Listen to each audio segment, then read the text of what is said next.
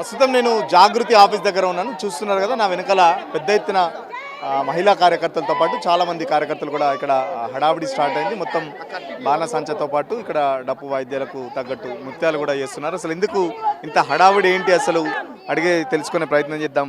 ఏంటి ఇంత హడావిడి చేస్తున్నారు? పార్టీ అనౌన్స్మెంట్ ఏమన్నా ఉందా ఏంటి? ఏం చెప్పదలుచుకున్నారు? ఖచ్చితంగా అక్కగారు పార్టీ పెడతారని చెప్పారు. ఆ పార్టీ పెడితే నూతనోత్తేజంతో మేమందరం పనిచేయడానికి సిద్ధంగా ఉన్నాము. ఎన్ని రోజులు మాకు అవకాశాలు లేక మేము బాధపడ్డాము బీఆర్ఎస్ ప్రభుత్వంలో. ఈరోజు కవితక్క ఒక మహిళా నాయకురాలిగా ఉండి ఈరోజు పార్టీ పెడతామని ఆమె ప్రకటించడం నిజంగా మేము సంతోషపడుతున్నాము. ఇప్పటి నుంచైనా పార్లమెంట్లో కానీ, శాసన మండలిలో కానీ, అసెంబ్లీలో కానీ ఎక్కడైనా సరే మా మహిళా లోకం శక్తి ఏందనేది మేము నిరూపించుకునే సమయం మాకు ఆసన్నమైందని మేము సంతోషపడతా ఉన్నాము. తెలంగాణ రాష్ట్ర సాధనకు ముందు ఆమె యొక్క పర్సనల్ లైఫ్ను వదిలిపెట్టుకొని కూడా తెలంగాణ రాష్ట్ర సాధనకు నా వంతు ప్రయత్నం నేను చేయాలి, కేసీఆర్ బిడ్డగా ఆ కృషి నేను చేయాల్సిన అవసరం ఎంతో ఉంది అని ఆ రోజు పట్టుబడి కడుపులో బిడ్డను పెట్టుకొని చిన్న పిల్లగాన్ని చేతిలో పట్టుకొని ఆ రోజు బయటికి వచ్చి ఈరోజు తెలంగాణ ఉద్యమంలో అంత పాత్ర పోషించినటువంటి కవితక్కను ఇంత అవమానం పాలు చేయడం అనేది నిజంగా బాధాకరము. మేమందరం కూడా చాలా దుఃఖిస్తున్నాము. నిన్న శాసన మండలిలో మాట్లాడినటువంటి కవితక్క మాటలు నిజంగా ఎంత బాధాకరమో హృదయంతో మాట్లాడింది. ఆమె యొక్క బాధనను ఆవేదనను అర్థం చేసుకోకుండా బీఆర్ఎస్ పార్టీ నాయకులు కానీ సోషల్ మీడియా వాళ్ళు కానీ ఈరోజు ఆమెను ట్రోల్స్ చేస్తూ ఉన్నారు. ఏం తక్కువ చేసినామని చెప్పేసి మండలిలో ఏడ్చిందని చెప్పేసి కూడా నిన్న బీఆర్ఎస్ మహిళా నేతలు అంటారు. పదవులన్నీ అనుభవించి ఇప్పుడు సొంత తండ్రిని తిట్టుకొని ఏం పీకామని చెప్పేసి కూడా మాట్లాడిన మాటలు కూడా వాళ్ళు గుర్తు చేస్తున్నారు. నిజంగా ఏం చేయలేదా కేసీఆర్? ఏం పీకలేదా మరి నిజంగానే? నేను ఒకటే మాట చెప్తున్నా, కేసీఆర్ సార్ కవితక్క గురించి అంటే ఉదాహరణ చెప్పాలనుకుంటే ఇంట్లో నలుగురు ఉన్నారు. నలుగురు రాజకీయ శక్తి ఉంది, రాజకీయ అవగాహన ఉన్నప్పుడు ఆడబిడ్డ అనే చిన్న చూపు చూసి ఈరోజు ఏదో ఒక పదవి ఇస్తున్నాం కదా అని ఒక ఎంపీని చేసిరు.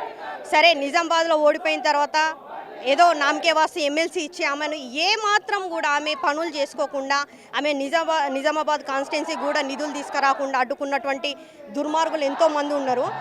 ఆమె ఒకటే చెప్తా ఉన్నది, ఇన్ని రోజులు నా కుటుంబం అని నేను కడుపులో ఒక చంటి బిడ్డను నేను కడుపులో ఏ విధంగా దాపెట్టుకుంటానో ఈరోజు బీఆర్ఎస్ పార్టీని చేసినటువంటి అక్రమాలను నేను ఈరోజు నా కడుపులో ఆ విధంగా నేను దాపెట్టుకున్నా. ఇంకా లాభం లేదు, చూస్తూ ఉంటా ఉంటే కేసీఆర్ సార్కు మచ్చొస్తున్నది, కేసీఆర్ సార్ పరువు పోతున్నది, తెలంగాణ రాష్ట్రము అప్పుల పాలవుతున్నది, నష్టాల పాలవుతున్నది, అక్రమాల పాలవుతున్నది, అవినీతి పాలవుతున్నది అని చెప్పేసి ఆమె అమెరికాకు వెళ్ళే సమయంలో ఒక లేఖ రాసింది. ఆ లేఖలో కూడా ఏం పేర్కొన్నదండి, బీఆర్ఎస్ ప్రభుత్వం చేసినటువంటి పనులు మనం ఏవైతే పథకాలు ఉన్నాయో ప్రజల్లోకి తీసుకెళ్ళలేకపోతున్నామో, ఎవరైతే ఎమ్మెల్యేలు ఉన్నారో వాళ్ళు నియోజకవర్గ స్థాయిలో వాళ్ళు మనం ఆశించినంత వర్క్ చేస్తలేరు. నియోజకవర్గాల వారీగా గ్రామాల నుండి మొదలు పెడుతుంటే రాష్ట్ర స్థాయి వరకు కూడా ప్రతి ఒక్కరి కోరిక ఏంది, కేసీఆర్ సార్తో ఫోటో దిగాలని కోరిక. ఆమె అక్కడ మెన్షన్ చేసి చెప్పింది.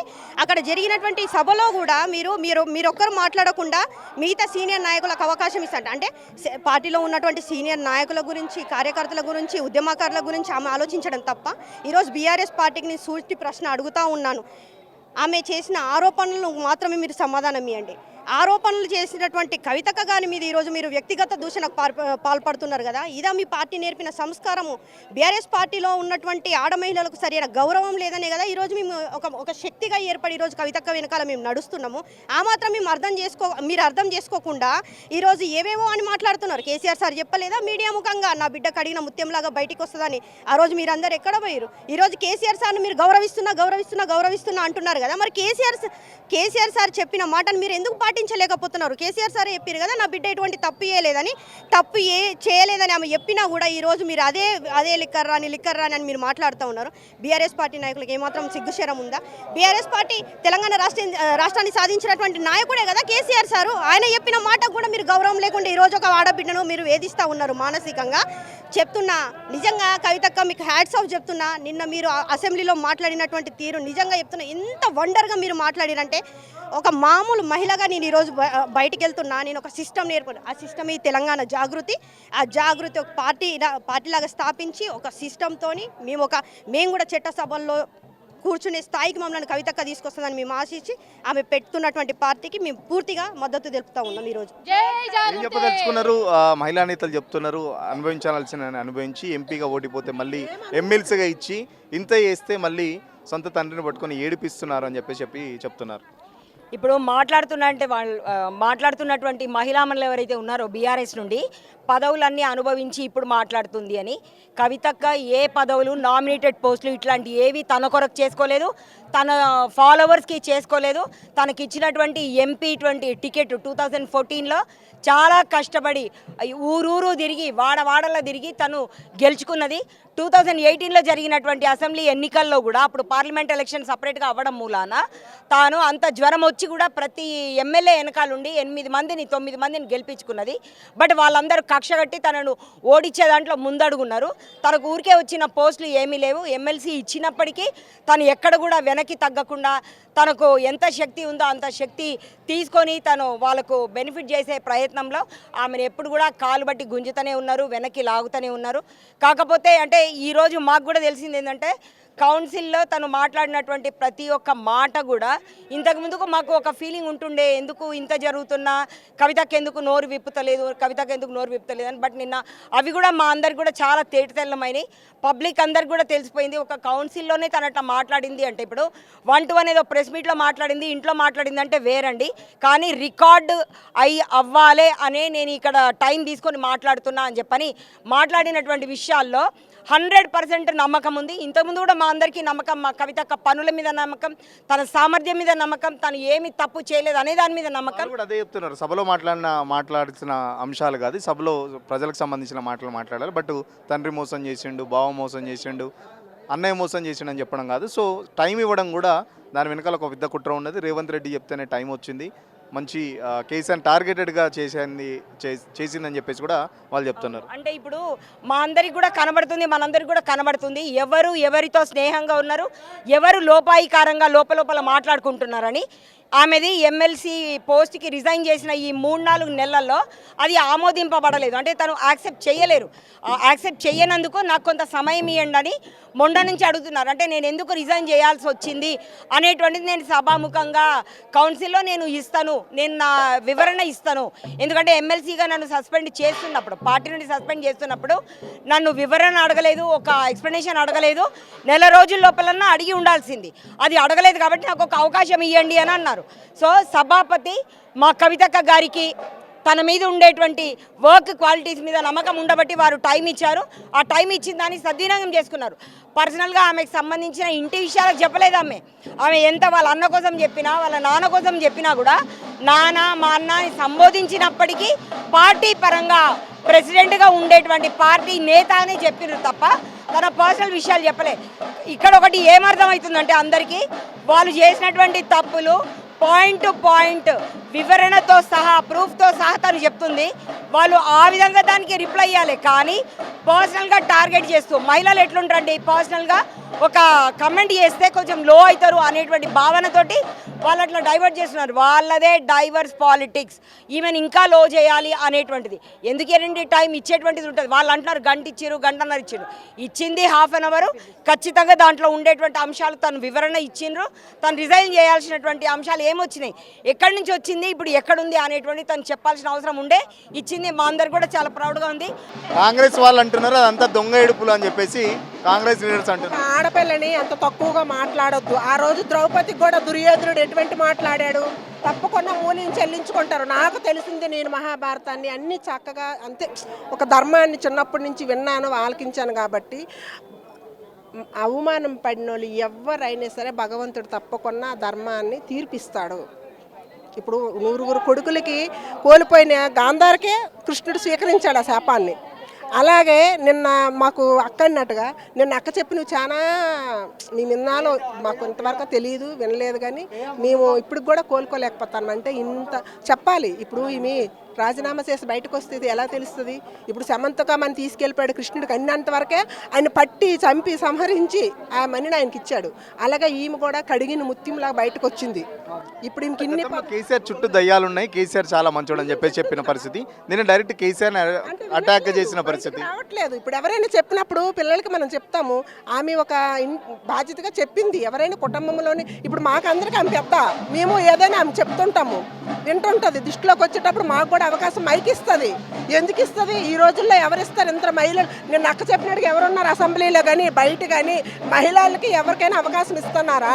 మేము ఇంతమంది ఇన్ని పనులు విడిచిపెట్టుకొని ఎప్పుడైనా సరే స్వతంత్రం రావాలి, మేము అన్నిటికి కష్టాలే పడతాం, అవమానాలే పడతాం. కానీ ఇప్పుడు ఆమె ఒక్కరితో ఎదుర్కొంది ఆ మహిళ నిన్నటికి. అదే ఆమె చుట్టూ 10 మంది ఉంటే కొంచెం సపోర్ట్ ఉంటుంది కదా అని ఆమె మాట్లాడింది. తప్పకుండా ఆమె విజయం సాధిస్తుందని నేను అనుకుంటున్నాను. నేను ఎప్పటి నుంచో అంటున్నాను, తప్పకుండా ఎప్పుడంటే బీఆర్ఎస్ నుంచి బయటకు వచ్చిందో ఆ రోజే ఆమెతో అన్నాను, అక్క తప్పకుండా ఎవ్వరు కూడా మహిళలు జయలలిత కానీ అవమానింపడేటోళ్ళు తిరిగి విజయంగా వెళ్ళారు. ఆ విజయం తప్పకుండా కాలము నిర్ణయిస్తుంది. కృష్ణ భగవాన్ అన్నాడు, ధర్మమే జయము, సత్యమే జయం అవుతుందని. మీరే చూడండి. కూతుర్లకు తండ్రి మీద ప్రేమ ఎక్కువ ఉంటుందని చెప్పేసి చెప్తుంటా ఉంటారు. మరి సొంత తండ్రిని ఏడిపించిన కూతురుగా కవిత మిగిలిపోతుందని చెప్పేసి కూడా చెప్తున్నారు. ఏం చెప్తారు? అదేంటి, పిల్లని ఏడిపించారు. అవసరమైతే అంటారు చూడు రాజకీయ నాయకులు, పిల్లలు ఎవరికి అలా అవసరం లేదు అని. ఆమె కూడా ఒక బిడ్డగా ఉండాలని అనుకోలేదు. ఎప్పుడంటే వినట్లేదు, ఆ గాలిలో ఉన్నాడో భ్రమలోని బయటకు వచ్చేసింది. ఉన్నది ఇప్పుడు చెట్టు ముదిరిపోయి డొర్రీడ్చేస్తుంది, మొలక పక్క నుంచి వస్తుంది. వృక్షము అది నేల కూలే టైం అప్పుడు పక్కన ఉన్న మొలక అది దాన్ని కాపాడుకోవడానికి మేమున్నాం. అలాగా పెద్ద ఎత్తున కార్యకర్తలు అయితే కనబడుతున్న పరిస్థితి. ఎక్కడికక్కడ కార్యకర్తలు చాలా సంతోషంగా ఉన్నారు. మాట్లాడించే ప్రయత్నం చేద్దాం. ఇంకొంతమంది కార్యకర్తలు ఉన్నారు. మేడం ఏంటి అనౌన్స్మెంట్ ఏమన్నా ఉంటుందా? ఏంటి హడావుడి బాగా చేస్తున్నారు? ఈరోజు ఇక్కడ పెద్ద ఎత్తున మహిళలు రావడానికి గల కారణం, నిన్న కవితక్క గారు ఏదైతే కౌన్సిల్లో కంటతడి పెట్టిండ్రో ఆ కంటతడి చూసి యావత్ తెలంగాణ మహిళలంతా కూడా కంటతడి పెట్టడం జరిగింది. ఈ రోజు కవితక్క గారికి మేమున్నాం, మీరెప్పుడు ఒక రాణి రుద్రమాదేవి లాగా సింహం లాగా గర్జిస్తూనే ఉండాలి. ఈ రోజు మహిళా లోకమంతా మీతోని ఉంది అని చెప్పడానికి, కవితక్క మొహంలో ఆనందాన్ని చూడడానికి, ఆమె కన్నీళ్లు చూసి ఏ ఆడబిడ్డ కూడా రాత్రి నిద్రపోయిన పరిస్థితి కాదు. అలాంటి వాళ్ళందరూ ఈ రోజు ఇక్కడికి వచ్చి ఉద్యమకారులేంది, మహిళలేంది, పెద్ద ఎత్తున ఎవరైతే అమరవీరుల కుటుంబాలకు సంబంధించిన వాళ్ళు కానివ్వండి, ఇన్ని రోజులు పార్టీలో కష్టపడి పనిచేసినా కూడా గుర్తింపు లేని క్యాడర్ ఎవరైతే కార్యకర్తలు ఎవరైతే ఉన్నారో వాళ్ళందరూ కూడా ఈ రోజు కవితక్క గారికి పెద్ద ఎత్తున సంఘీభావం తెలిపి మీ వెనకాల మేమున్నాం, మీ మొహంలో చెరగని చిరునవ్వుతోని గర్జించే సింహంలాగా ఉండాలి అని చెప్పి ఈరోజు వచ్చారు. కవితక్క గారు కూడా ఒక మాట చెప్పారు, తెలంగాణ జాగృతి రాబోయే రోజుల్లో రాజకీయ శక్తిగా ఎదుగుతుంది. ఇది మంచి పరిణామం. ఎందుకంటే ఎంతో మంది మాలాంటి వాళ్లకు గత 10-15 సంవత్సరాలుగా కూడా పార్టీలో పనిచేసినా కూడా గుర్తింపు లేని ఉద్యమకారులు ఎవరైతే ఉన్నారో ఈ రోజు వాళ్ళందరూ ఇక్కడికి వచ్చి కవితక్క గారు రేపు వాళ్ళందరికీ కూడా మంచి రాజకీయ భవిష్యత్తుని ఇవ్వబోతున్నారు అని చెప్పి ఆనందంలో ఈరోజు మా కార్యకర్తలు కానివ్వండి, మా ఆడబిడ్డలు కానివ్వండి అందరు ఇక్కడికి రావడం జరిగింది. కవితక్క గారు కాసేపట్లో వస్తారు. అక్క గారికి ఈ తెలంగాణ ఆడబిడ్డలందరం ఒకటే చెప్తాం, మీ చెరగని చిరునవ్వు మీ సొంతం. మీరు ఎప్పుడు నవ్వుతూ గర్జించే సింహంలాగా ఈ రోజు ఏదైతే కలియుగ రుద్రమాదేవి, నేటి తరానికి రుద్రమాదేవి అని మేము అనుకుంటాం, ఆ రుద్రమాదేవి లాగా గర్జిస్తూనే ఉండాలని మేము కోరుకుంటున్నాం. అది చెప్పడానికే ఈ రోజు మహిళలు పెద్ద ఎత్తున పార్టీ మహిళా నేతలు చెప్తున్నారు, దొంగేడుపులు ఏడ్చినంత మాత్రాన ప్రజలు దగ్గర రానివ్వరు, గతంలో చేసిన క్లిక్కర్ కేసు అంతా ఇంకా గుర్తే ఉందని చెప్పేసి కాంగ్రెస్ లీడర్లు చెప్తున్నారు. దొంగేడుపులు అని పిచ్చి పిచ్చి మాటలు మాట్లాడితే చెప్పు తీసుకొని కొడతాం ఒక్కొక్కరిని. ఏం మాట్లాడుతున్నారు ఈరోజు? ఆడబిడ్డ కన్నీళ్ళని కూడా మీకు నచ్చినట్టు రాజకీయం చేస్తే చూస్తూ ఎవరు ఊరుకోరు. ఈరోజు తెలంగాణ సమాజాన్ని అడగండి, తెలంగాణ ఆడబిడ్డలను అడగండి. ఇప్పటి వరకు కవితక్క గారు ఎప్పుడు ఎట్లాంటి సందర్భంలో లిక్కర్ కేసు పెట్టి అన్యాయంగా తనని ఇరికించి జైలుకు తీసుకెళ్లిన సందర్భంలో కూడా అక్క కంటతడి పెట్టలేదు. ఎన్నోసార్లు కోర్టుకు వచ్చినప్పుడు మాలాంటి వాళ్ళం ఏడ్చినా మాకు ధైర్యం చెప్పిందే కానీ అక్క కంటతడి పెట్టలేదు. ఈ రోజు గత 19 సంవత్సరాలుగా తన ప్రస్థానం ఏదైతే ఉందో బీఆర్ఎస్ పార్టీలో అదే వివరిస్తున్న క్రమంలో ఏడ్చిరు. ఈ రోజు సిగ్గుపడాలి కాంగ్రెస్ పార్టీ. నిజంగా తన బిడ్డల మీద ప్రమాణం చేసి చెప్పే పరిస్థితి ఈ రాష్ట్ర రాజకీయాలు తీసుకొచ్చినాయి అంటే ఈ రాష్ట్ర రాజకీయాలు సిగ్గుపడాలి. ఇలాంటి పరిస్థితి మనం రాజకీయాలలో కన్న బిడ్డల మీద ప్రమాణం చేసి చెప్పినా కూడా మీ నోటికి వచ్చినట్టు మాట్లాడితే పిచ్చి కొట్టుడు కొడతాం, ఇంకొకసారి ఎవరిని కూడా వదిలిపెట్టాం. ఈ రోజు బీఆర్ఎస్ పార్టీ సోషల్ మీడియా నోటికి వచ్చినట్టు మాట్లాడుతున్నారు.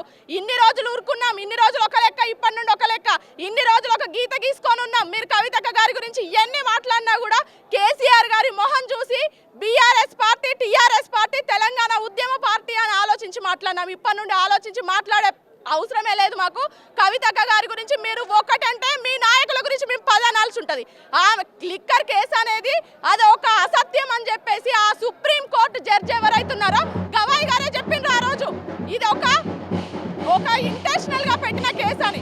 అలాంటి కేసు గురించి మీరు మాట్లాడితే మేము కాళేశ్వరం మీద ఇన్ని కట్టలు ఇంజనీర్ల దగ్గర ఇన్ని డబ్బుల కట్టలు దొరికినాయి, మరి ఎందుకు సిబిఐ ఏడమైంది, ఈడీ ఏడమైంది?